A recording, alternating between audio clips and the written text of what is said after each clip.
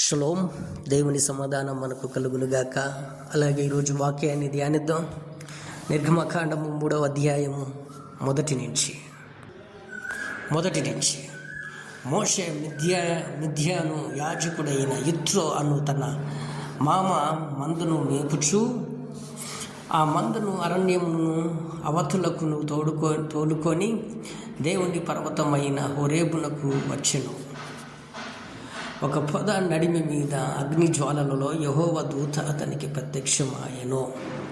అతడు చూచినప్పుడు అగ్ని వలన ఆ పొద మండుచుండెను గాని పొద కాలిపోలేదు.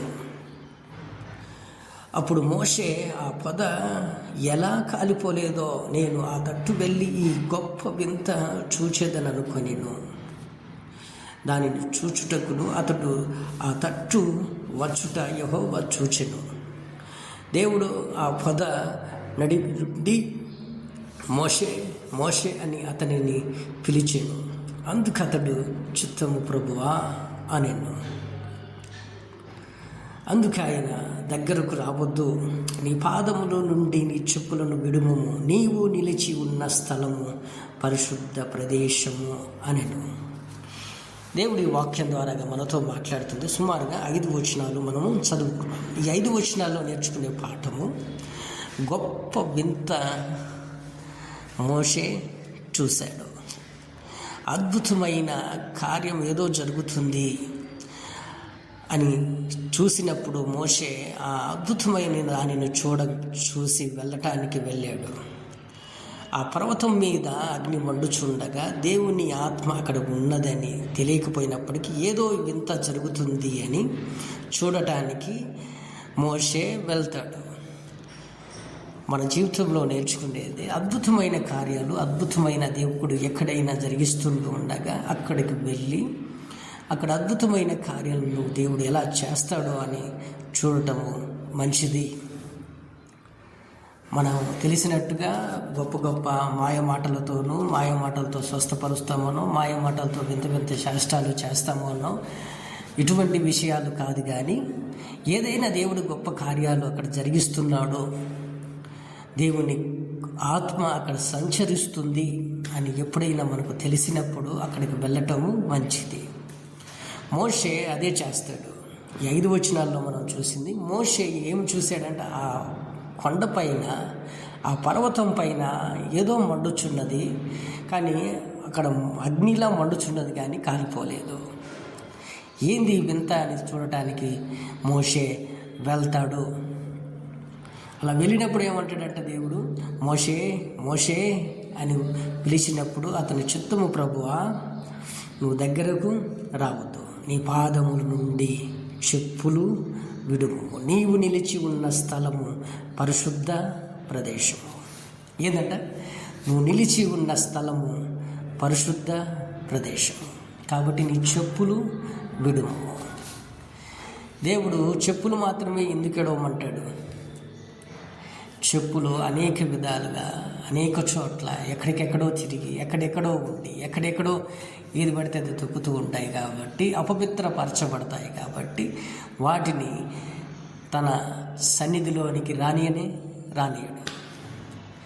అలాగనే మనం నేర్చుకునే పాఠము దేవుని దగ్గరికి వెళ్తూ ఉన్నప్పుడు, దేవుని సన్నిధికి వెళ్తున్నప్పుడు, దేవుడు నిన్ను పిలుస్తూ ఉన్నప్పుడు, నువ్వు మందిరానికి వెళ్తున్నప్పుడు నువ్వు చేయాల్సింది ఏంటి? నీలో ఉన్న అపవిత్రత, నీలో ఉన్న చెడతలంపులు, నీలో ఉన్న ఏదైనా దేవునికి వ్యతిరేకమైన ఉన్నవి ఏమైనా ఉంటే వాటిని విడిచిపెట్టి దేవుని యొద్దకు రావాలి. మోషేని దేవుడు అదే చేయమంటాడు. నీ చెప్పులను విడువము, నీవు నిలిచి ఉన్న స్థలము పరిశుద్ధ స్థలము. కాబట్టి మనము కూడా దేవుని పరిశుద్ధ స్థలానికి మనం వెళ్తున్నప్పుడు మొదటిగా నిన్ను నువ్వు పరిశుద్ధపరచుకోవాలి. నువ్వు ఏదైతే నీలో దేవునికి వ్యతిరేకమైనవి ఉన్నాయో వాటిని విడిచిపెట్టి దేవుని యొద్దకు రావాలి. కాబట్టి ఈ వాక్యం ఉంటున్న ప్రతి ఒక్కరూ కూడా అద్భుతాలు జరుగుతున్నాయా, దేవుని పరిశుద్ధాత్మ సంచరిస్తుందా, అయితే అక్కడికి మనం వెళ్ళాలి. అక్కడ దేవుడు నీతో మాట్లాడుతున్నాడా? దేవుడు వాక్యం ద్వారాగా, తన వాక్యం ద్వారాగా నీతో మాట్లాడుతున్నాడా? అయితే ఆ వాక్యానికి తగ్గట్టుగా నిన్ను సరిచేసే విధానంగా ఆ వాక్యం ఉన్నట్లయితే నువ్వు సరిచేసుకోవాలి, నువ్వు సరిచేయబడాలి. సరిచేయబడి దేవునికి బహు దగ్గరగా జీవించాలి.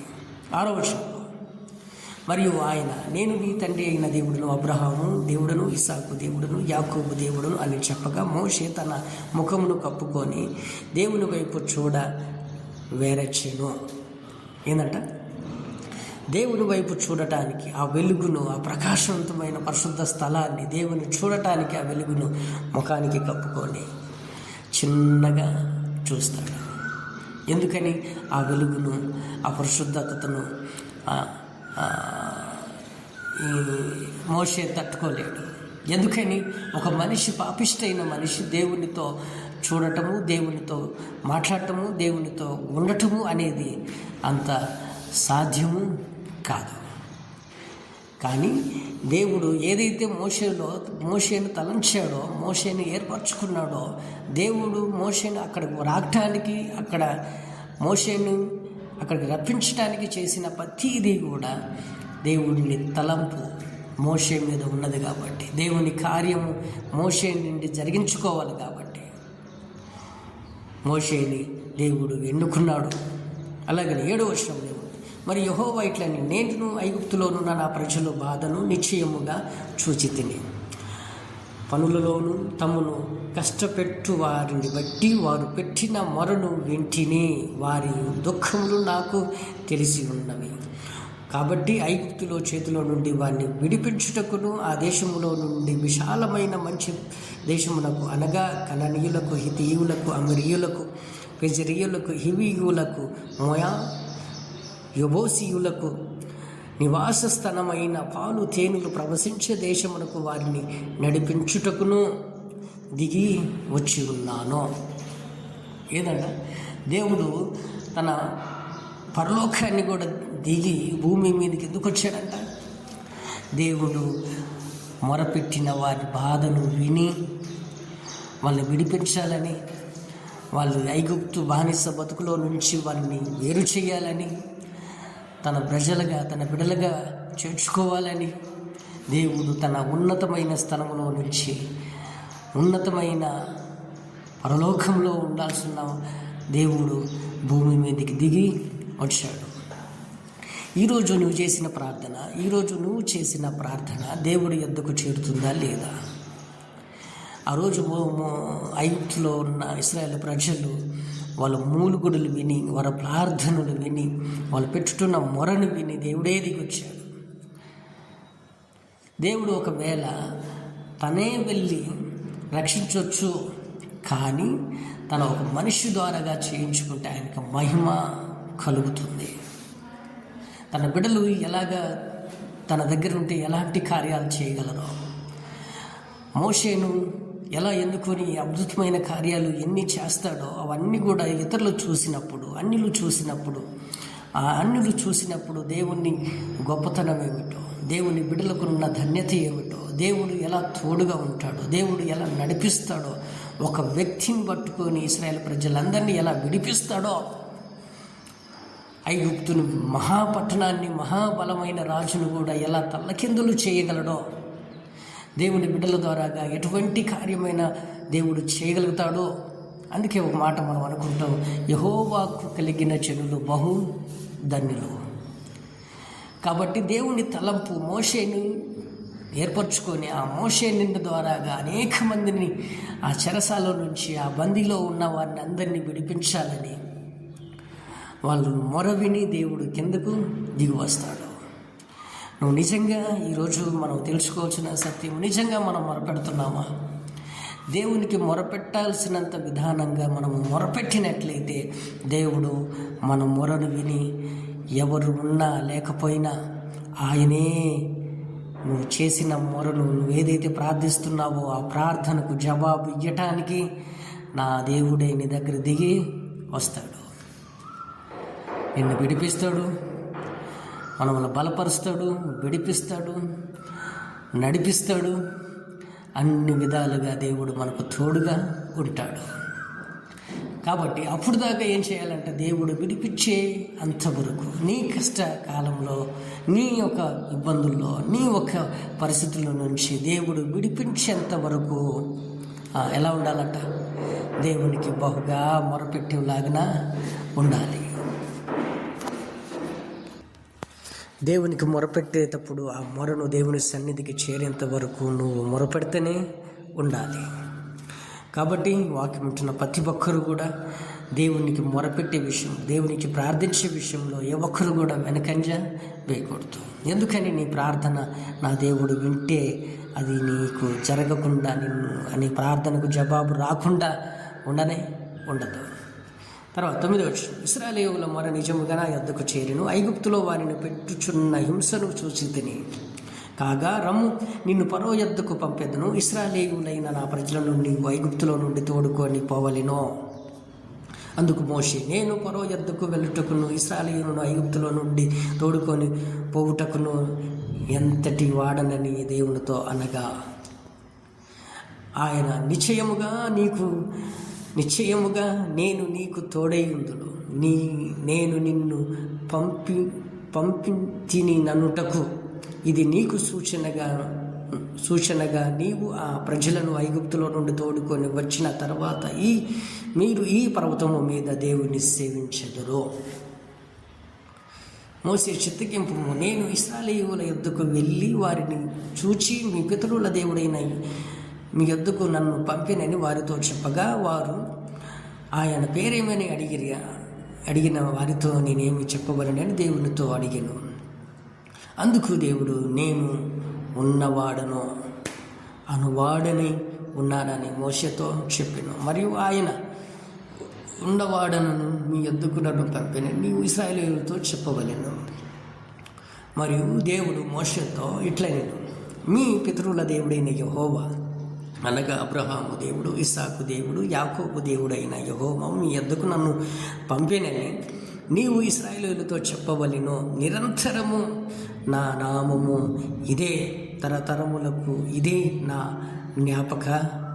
జ్ఞాపకార్థక నామము.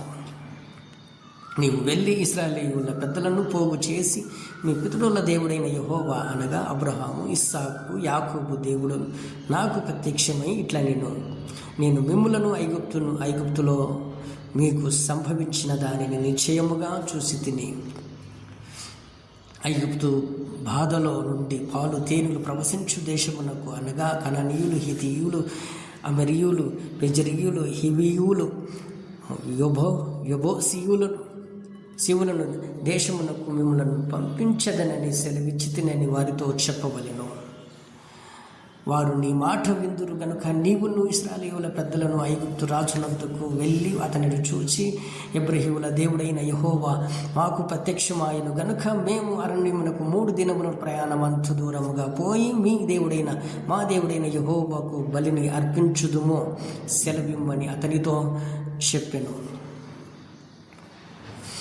ఐగుప్తు రాజు మహాబలంతోనూ మిమ్ములను మీ మీదికి వచ్చి మిమ్ములను పోనీయడని నేను ఎరుగుదును. కానీ నేను నా చెయ్యి చాపి ఐగుప్తు మధ్యనున్న నేను చేయదలచిన నా అద్భుతములన్నిటినీ చూపి దానిని పాడు చేసేదను. అటు తర్వాత అతడు మిమ్ములను పంపించును. మరియు నేను ఈ ప్రజలను ఎడల ఐగుప్తుడు కటాక్షము కలుగజేసేదనని గనుక మీరు వెళ్ళునప్పుడు వట్టి చేతులతో వెళ్ళరు. ప్రతి స్త్రీ తన పొరుగు దానిని తన ఇంట నుండి దానిని వెండి నగలను, బంగారు నగలను, వస్త్రములను ఇమ్మని అడిగి తీసుకొని వారి మీద మీ కుమారులను మీ కుమార్తెలను ధరింపజేసిన ఐగుప్తీయులు దోచుకొనదెరనెను. ఏంటంటే దేవుడు చెప్పేది మోషేకి, నేను ఒకవేళ ఆ దేవుడు పేరేమంటే నేను అడిగినప్పుడు ఆ దేవుడు ఏమని చెప్పాలని క్వశ్చన్ మీద వేస్తాడు, ఒక క్వశ్చన్ వేస్తాడు. నేను మిమ్మల్ని నడిపించదును, మీ దేవుడు ఉన్నాడని, ఇశ్రాయేలు దేవుడు మీ పితరుల దేవుడు ఉన్నాడని ఒకవేళ నేను చెప్తే వాళ్ళు ఎలా నమ్ముతారు అని అన్నప్పుడు, నేను ఉన్నవాడను ఏంటంట అనువాడను అలా చెప్పే ధైర్యం ఒక్క మన ప్రభువుకే ఉంది. ఏమన్నమాట? ఉన్నవాడను అనువాడను. అబద్ధము ఏమాత్రం ఆయన దగ్గర ఉండదు. కాబట్టి మోషేకు చూపించాల్సిన, అడగవలసిన, చేయాల్సిన ప్రతి కార్యము దేవుడు ముందుగానే చెప్తాడు. ఏమని చెప్తాడండి? నేను మిమ్మల్ని పంపిస్తాను, మిమ్మల్ని విడిపిస్తాను, మిమ్మల్ని ఐగుప్తు రాజు ఫరో మిమ్మల్ని పంపియడు, కానీ అద్భుతమైన కార్యములతో, అద్భుతమైన సూచనల ద్వారా అద్భుత కార్యములు అక్కడ జరిగించి అతని ఐగుప్తును పాడు చేసి మిమ్మల్ని విడిపించుటకు అతడు మిమ్మల్ని పోనిస్తాడు. మనకు తలంచిన ఒకే ఒక సంఘటన ఏంటంటే, దేవుని ఆలోచనలు దేవుని పనిముట్టుగా ఉన్న ఒకవేళ మనము దేవుడు ముందుగానే ఆ పని గురించి వివరముగా నీకు దేవుడు ముందుగానే తెలియజేస్తాడు. ఎలాంటి ఇబ్బందులు ఎదుర్కోవాలో, ఎలాంటి సమస్యను ఎదుర్కోవాలో, ఎటువంటి ఆ సమస్యను నువ్వు పోగొట్టుకోవాలో, నువ్వు ఎలాంటి దేవుని చిత్తం మీద ఎలా ఉండాలో ముందుగానే దేవుడు ఆ పని పట్ల నీ చేత జరిగించాలి అనుకున్న ఆ పనిని పట్ల దేవుడు నీకు ముందుగానే తెలియజేస్తాడు. దానికి లోబడి వెళ్ళాలి. మనం అనుకుంటాము, మోషే ఎందుకని దేవుడు అంతగా చెప్తుంటే మోషే మాట వినడు ఎందుకని? మోషే మాత్రం నేను వెళ్ళను, నేను అంతటోని కాదు ఎందుకన్నాడు చెప్పండి? మనం అనేక సార్లు మందిరంలో ఏ సేవకుడైనా మనకు చెప్తూ ఉన్నప్పుడు అనేక సార్లు 100 సార్లు చేతులు ఎత్తుతాం. ఎందుకు చెప్పండి? మనము నికరముగా మాట మీద నిలబడం. అనేక మంది అంటారు, మోషే ఎందుకని దేవుడు అంతగా బతిలాడుతుంటే నేను వెళ్ళనంటాడేంటి, నేను వెళ్ళను అని అంటాడేంటి అని అనుకుంటున్నప్పుడు, మోషేకున్న తలంత ఏందో తెలుసా? దేవునితో, మనుషులతో ఆటలాడొచ్చేమో కానీ, మనుషులతో మాట ఇచ్చి మాట తప్పొచ్చేమో కానీ, దేవునికి మాట ఇచ్చి తప్పితే నాకు, నా కుటుంబానికి మంచిది కాదు. ఆయన మార్గంలో నడవాలి, ఆయన చిత్తము ప్రకారం చేయాలి, ఆయనకి కలిగిన ప్రతి బాధలో, కష్టంలో, ఇబ్బందుల్లో విశ్వాసము కలిగి ఉండాలి, ఆయన చెప్పింది చెప్పినట్టుగా చేయాలి, నిలకడగా ఉండి దేవుని మీద ఆనబడి ఉండాలి, అంత నమ్మకంగా ఉండాలి. కాబట్టి ఇది నేను చేయలేను. తెలుసా ఆ సంగతి? అందుకు మోషే ఏందంటది 4వ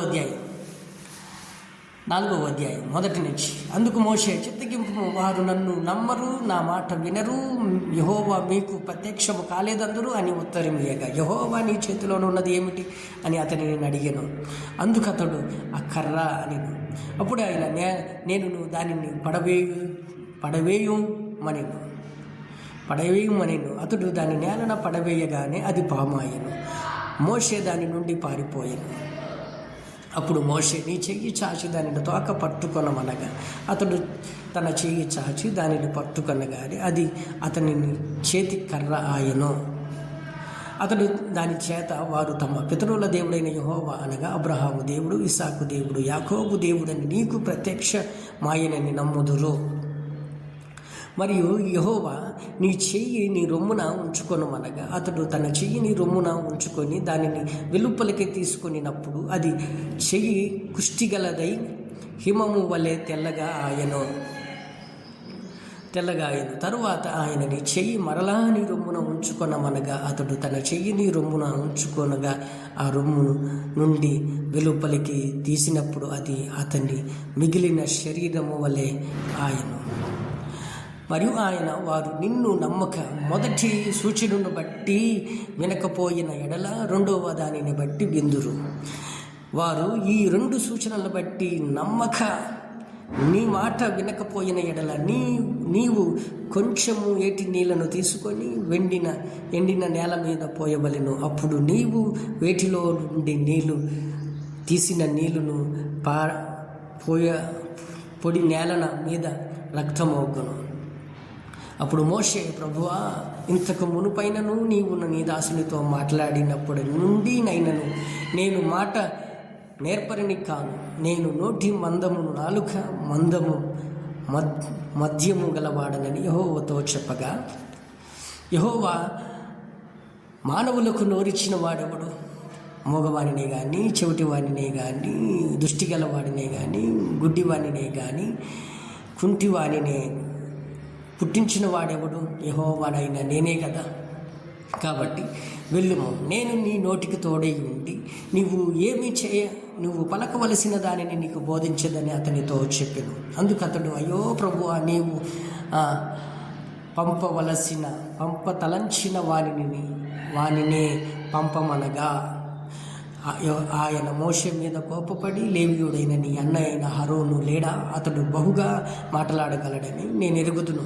ఇదిగో అతడు నిన్ను ఎదుర్కొని వచ్చుచున్నాడు. అతడు నిన్ను చూచి తన హృదయమునకు సంతోషించును. నీవు అతనితో మాట్లాడిన అతని నోటి మాటలను అందించవలెను.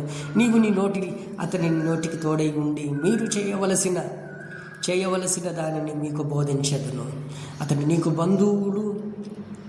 నీకు బంధువులు జనులతో మాట్లాడును. అతడే నీకు నోరుగా ఉండును. నీవు అతనికి దేవుడుగా ఉందువు. ఈ కర్ర చేత పట్టుకొని దానితో ఈ సూచక క్రియలను చేయవలని చెప్పాను. 17 వచనాల వరకు మనం చదువుకున్నాం. ఈ 17 వచనాల్లో చూసింది ఏమిటి? దేవుడు అంటాడు, నువ్వు వెళ్ళుమో, నీకు నేను తోడై ఉంటాను, నీ మాటకు తోడై ఉంటాను. కానీ మోషే ఏమంటాడు? అయ్యో ప్రభువా, నువ్వు తలంచిన వానినే పంపు. నేను కాదేమో, నేను అంత నేర్పరిని కాదు, నేను అంత తెలివి గలవాడిని కాదు, అంత జ్ఞానము గలవాడిని కాదు, కానీ నువ్వు తలంచిన వారిని పంపుము. ఎందుకని దేవుడు అంతగా మోషే మీద కోపపడే విధానంగా మోషే ఎందుకని అంతగా పోవటానికి సిద్ధపడ్డు? ఎందుకని అంటే దేవునికి మాట ఇచ్చి, దేవునితో మాటలు సంభాషణ ఇచ్చి, దేవుడు ఏదైతే చెప్తున్నాడో అది చేయకపోయినట్లయితే ఇంతగా గొప్ప పరిశుద్ధుడైన దేవుడు రేపు నా మీద కోపపడితే నేనేమైపోవాలా? ఒక భయము ఏం చేస్తుందంట? అతన్ని పరిశుద్ధపరుస్తుంది. ఒక భయము ఏం చేస్తుందంట? అతన్ని పరిశుద్ధుడిగా ఉండేలాగా చేస్తుంది, పరిశుద్ధపరుస్తుంది, పరిశుద్ధతతో కలిగి ఉండులాగున కూడా చేస్తుంది. కాబట్టి ప్రతి ఒక్కరు కూడా మోషేను మనం ఈ 17 వచనాల్లో మనం కొంచెం ధ్యానించినట్లయితే బహుగా దేవుడు ఇసుకిస్తాడు, కానీ మాట్లాడతాడు. ఎక్కడ కూడా సంఖ్యగా లేదు, కానీ మాట్లాడతాడు. దేవునితో స్పష్టంగా మాట్లాడతాడు. అలా మాట్లాడుతున్నప్పుడు మనం ఎప్పుడైనా దేవుని సన్నిధికి వెళ్ళినప్పుడు దేవునితో మాట్లాడే విధానంగా ఉన్నామా? దేవుడు ఏ వాక్యం ద్వారా అయితే నిన్ను మాట్లాడుతున్నాడో ఆ వాక్యాన్ని బట్టి నిన్ను సరిచేసుకోమని చెప్పి, ఒకవేళ ఆయన పనిముట్టుగా నువ్వు ఉండాలని చెప్పి, ఆయన కుమారుడిగా నువ్వు జీవించాలని, ఒకవేళ మనం వెళ్ళిన సంఘాల కాడ ఒకవేళ దేవుడి ప్రేరేపణ నీకు కలిగి ఉన్నట్లయితే నువ్వు ఎలా మాట్లాడాలి? ఇదిగో ఇలా ఉండాలి. బహు వివరముగా అనుకుంటాడు. దేవుడిని ఎంత కోపడ్డా కూడా ప్రభువా అంటాడు. అంతేగాని దేవునికి మాట ఇచ్చి దేవుని పనిముట్టుగా ఉంటానని చెప్పి మాట తప్పుతూ దేవుని పని చేయకుండా ఆ పనిని నిర్లక్ష్యపరుస్తూ ఈరోజు అనేక మంది దేవుడు శిక్షను పొందుకుంటున్న వారిలో ఒకవేళ నేను ఉన్నామేమో తెలుసుకుంటే మంచిది. దేవునికి వ్యతిరేకంగా చేస్తున్నావేమో, అందుకే దేవుడు నా పట్ల దేవుడు చేయాల్సిన కార్యాలు చేయకుండా ఆపుతున్నాడేమో. కాబట్టి ప్రతి ఒక్కరము కూడా దేవునితో ఏదైనా పనిముట్టుగా వాడబడాలి అనుకుంటున్నప్పుడు దేవునితో మాట్లాడాలి, దేవునికి ప్రార్థించాలి, దేవునితో ఉండాలి.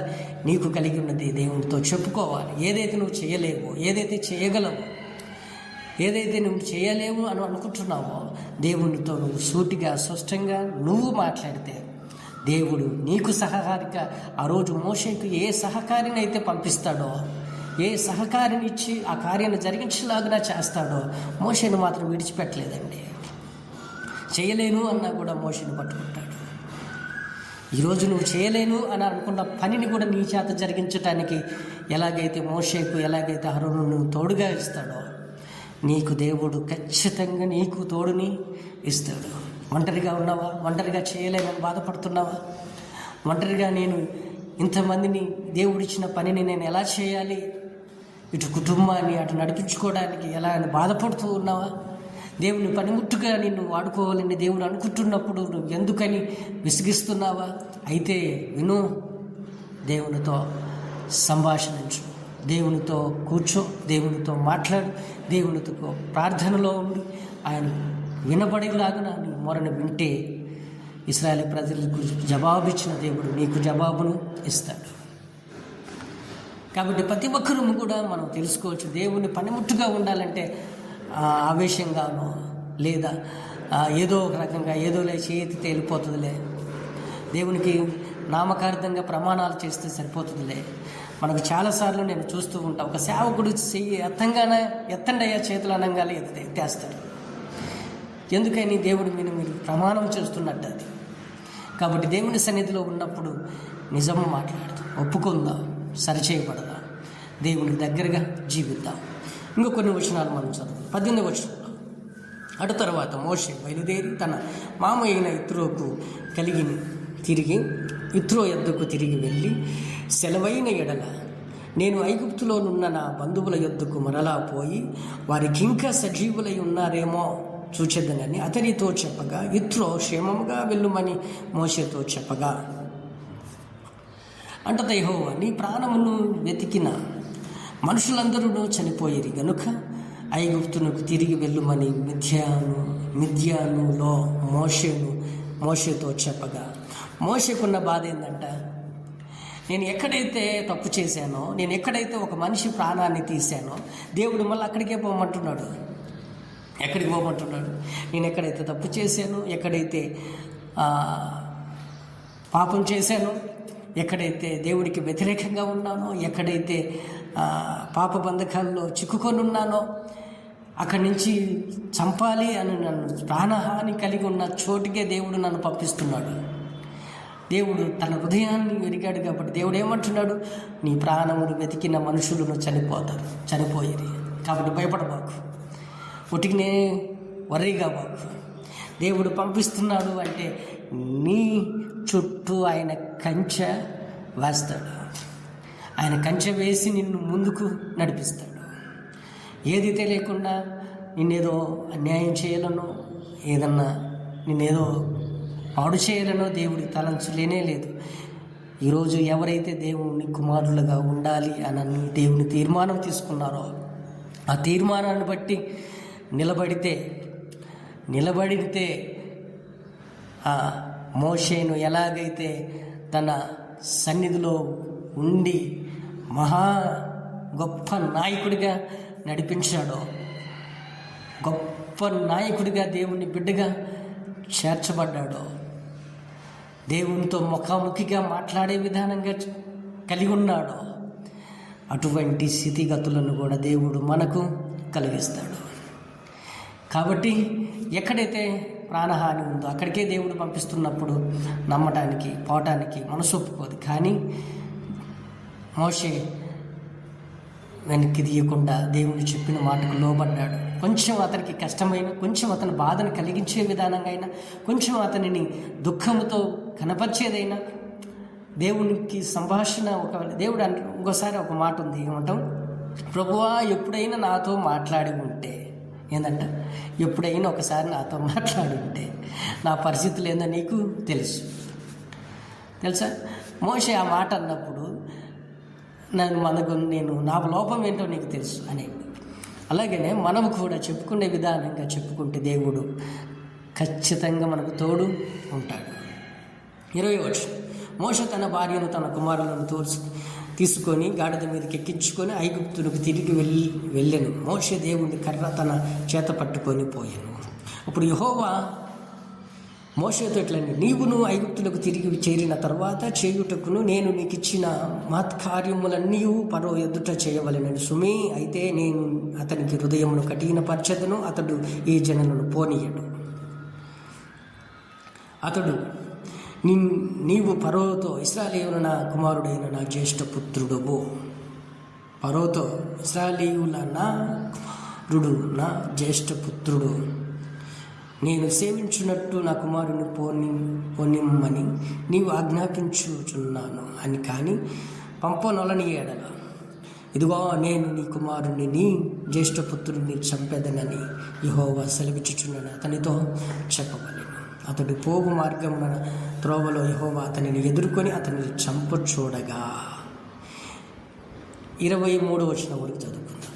దేవుడు ఏం చెప్తున్నాడు? ఫరో వెళ్ళనీయడు. నువ్వు చెప్పినంత మాత్రాన దేవుడు ఉన్నాడు, దేవుడు మమ్మల్ని పంపిస్తున్నాడు, విడిపించమన్నాడు, ఇశ్రాయేలు ప్రజలు